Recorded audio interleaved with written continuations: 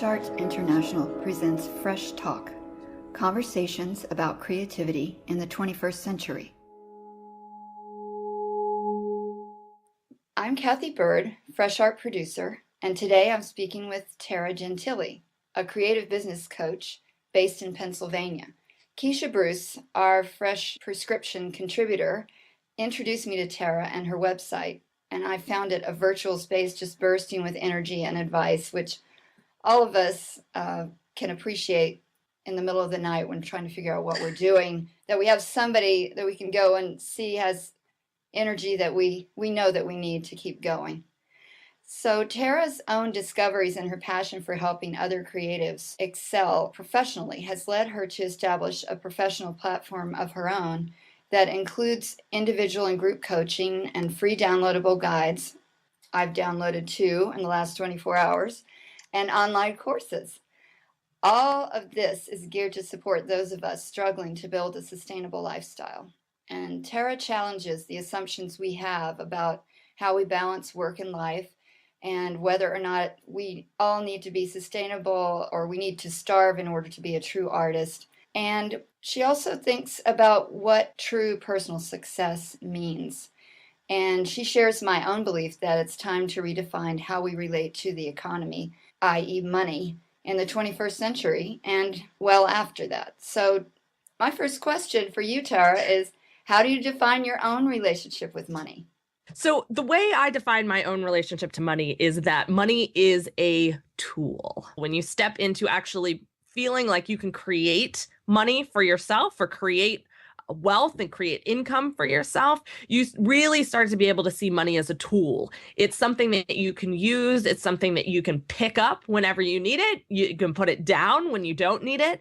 It's not this constant battle for trying to reallocate the resource. I downloaded the syllabus and saw these 7 essential principles, and I interpret those to be for creatives who really want to reach their full potential and learn how to use money as a tool.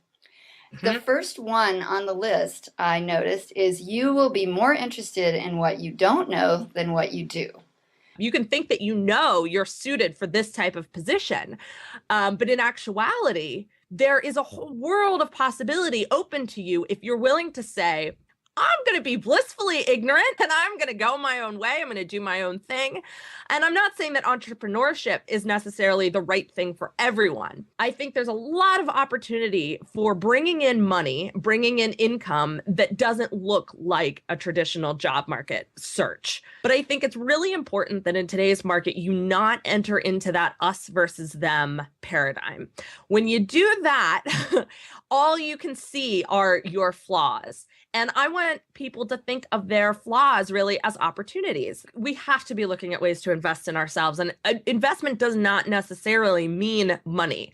I invested in myself at a time when I literally had no extra money at the end of the month because I invested my energy. I invested time that should have perhaps been devoted to sleep. I invested my skills. I invested relationships. There's all sorts of assets that we have that are not necessarily money-based that we can use to invest in ourselves, to invest in our futures, and to invest in opportunities as they may present themselves or as we see them. And I think that is really the key to investing in yourself. This other principle that you write about is something that really stands out to me, and I found it really important to remember, which is you will pursue mistakes. Why do you think that failure is so critically important? Yeah, it's because we don't learn anything when we get everything right. We need to pursue mistakes. We don't innovate when we're pursuing perfection. We don't take big leaps. We don't take chances when everything we do is focused on getting things right. You have to pursue failure. You have to pursue mistakes in order to do something new, in order to make a new discovery. We don't learn. We don't make new discoveries. We don't create the next viral video on YouTube. We don't make the next great art piece when all we're trying to do is follow the instructions. If there's anything that we've learned in this new economy, if there's anything that we've learned from the present job market, it's that you absolutely must stand out. You must take a chance. You offer an online Kickstart course on how to create a WordPress site so that those who invest in it will learn the back end of the internet. How does your course work, and what kind of results have your students seen? Website Kickstart is a 6-week course that walks people through creating a WordPress website from start to finish, including some basics of HTML code, CSS, getting the whole thing set up, understanding your web host, things like that, that most people, for one reason or another, decide they don't want to think about. I firmly believe that as entrepreneurs or freelancers, anyone who's kind of putting themselves out there individually, they need to have more than a basic grasp on modern technology. And I think in another 5 years, knowing HTML, knowing CSS, having this basic understanding of how the web works is going to be a fundamental skill people need to have in whatever job they do.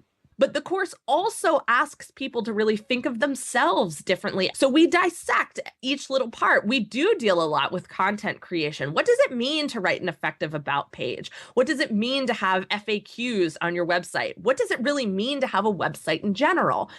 Because, a lot of people think of a website as a calling card or as even as a brochure. But I like to talk about a website as an intimate interface. Your website has the ability to create an intimate connection between the user and you.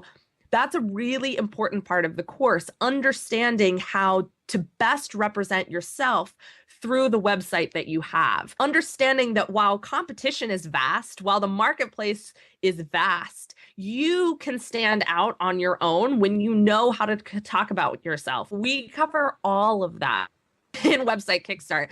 And you asked about people having results. I mean, I think those are the longest lasting results. Sure, people put up a website by the end of the course, but in the end, that's sort of just like the tangible aspect of what they've done. What they've really done is created a big shift in the way they think about their business. And so that's, I believe, what my students get the most out of in the course. So many artists have so little information about who they really are and how they work. I think that's such a shame with artists, especially. I work with all types of business owners, and it's something that I work with everyone on. But with artists specifically, it is so important that you communicate the multidimensional aspects of your work. If you're a visual artist, sure, it's important to have beautiful pictures of your work on your website. But in the end, you didn't just create a visual art piece. There was much more to it than that. You had a message behind that piece. You had a question behind that piece. You had an emotional shift you wanted to create for the viewer. And the web is actually a phenomenal platform for exploring all of those different dimensions of your art. When your work is hanging in a gallery, it's just the work in a gallery, and the experience is up to the person viewing it, or it's up to the gallery owner to talk about it. But there's all sorts of different ways you can communicate what you really want to say with each art piece that you create on the internet. It's just, man, the internet is the best thing that ever happened to artists, and I wish more people understood that. Knowing the back end, it just relieves a lot of anxiety. If you can do it yourself, right? And this, not only this new economy, but just because more of us are developing our platforms. It's also just important to have multiple dimensions to what you're trying to communicate, because they're already there. It's your job to kind of identify them and then suss them out through your website. It's just such an important skill and such an important environment for artists to be in, today, here in 2012, right now. Get there. Beyond that, mastering technology. Yes. What are the absolutely core skills for any creative to thrive? I boiled things down to 4 skills I really think that any even remotely creative person needs to thrive in the new economy. The first is flexibility. You cannot think of yourself as a fixed point. You absolutely must embrace flexibility, embrace agility, and adapt to the changing marketplace. Doesn't mean you need to change your vision. It doesn't mean you need to change your fundamentals. It doesn't mean you need to change your principles, but it does mean you need to be constantly applying them in new ways. It means you need to be constantly looking for opportunities within them, because new opportunities can present themselves to you on a daily basis if you allow them to. So embrace flexibility. The second one, ability to create a brand or a persona.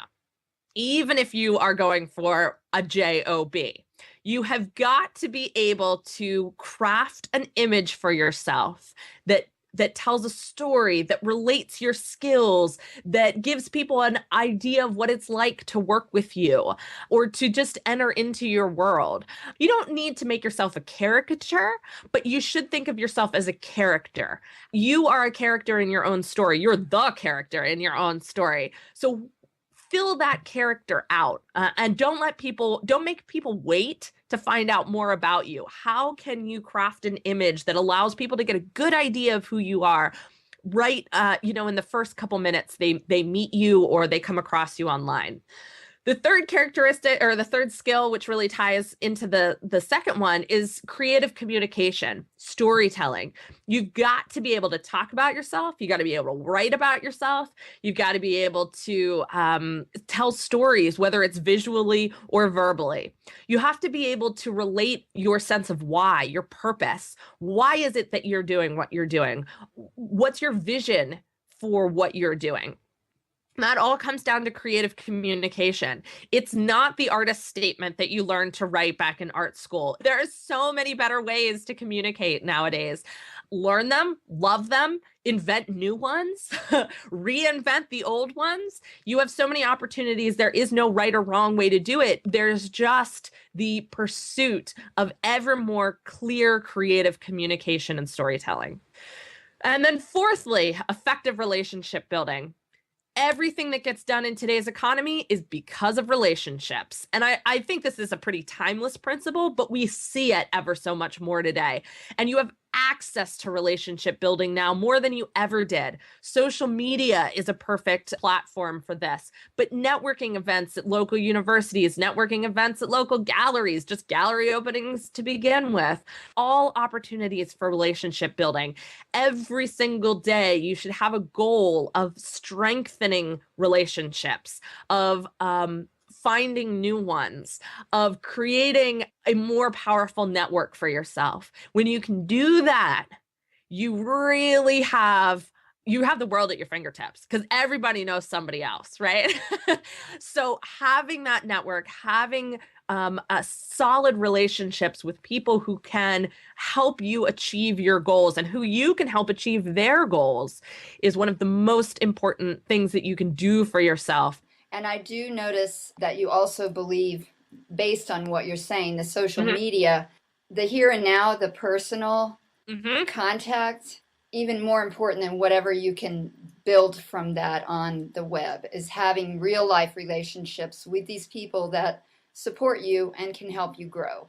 Totally. There is only so much you can do in your own bubble. And it's really, I think when you're just starting out, especially if you're starting off with your own business and you're kind of doing the social media thing, doing the blogging thing, whatever, it can look like everyone kind of does their own thing. When you peel back just that initial layer, you see that the people that you know and respect, the blogs that you read, everyone is interconnected. Everyone.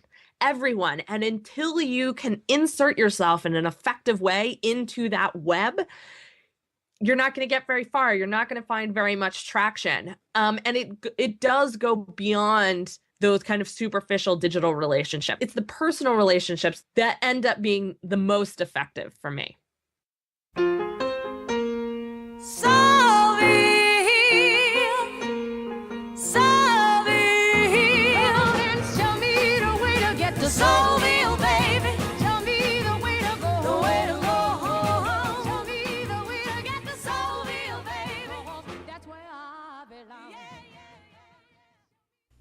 You've been listening to Fresh Talk with Tara Gentile.